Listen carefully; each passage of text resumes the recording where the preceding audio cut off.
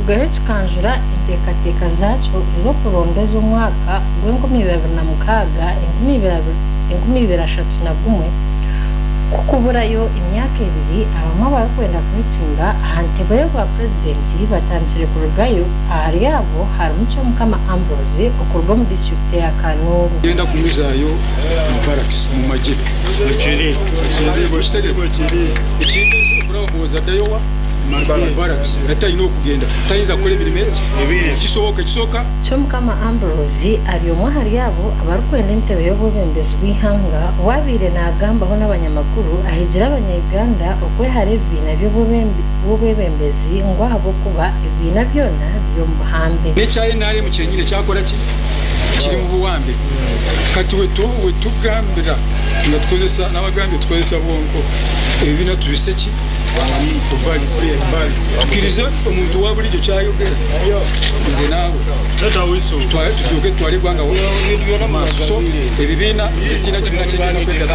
wabura byo nyine gukora ki okutunga tabangaba na Uganda twari gwanga amaso Ambrose yashobora ngweshonga yo kufumankuzo bwijwiro mu ihanga niyo muretire kurga yo kwetsimbaho kandi nico kiretiro boro okwasiri hembe mu Uganda nahabwa ico yashaba abantu kumuha bushadiki arebe cyengwihaho ushomankuzo mu ihanga ya Uganda ebisoke bwako government yange genda kongera mama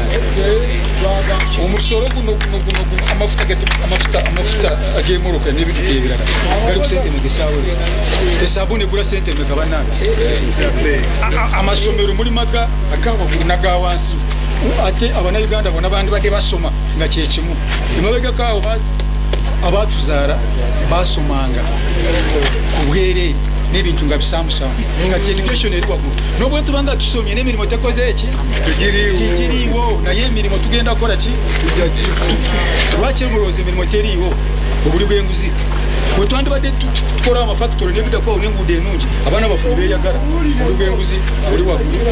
mwagira ngo President Museveni ngo myake muhira katambara nahabwe cyo ashemerere kumura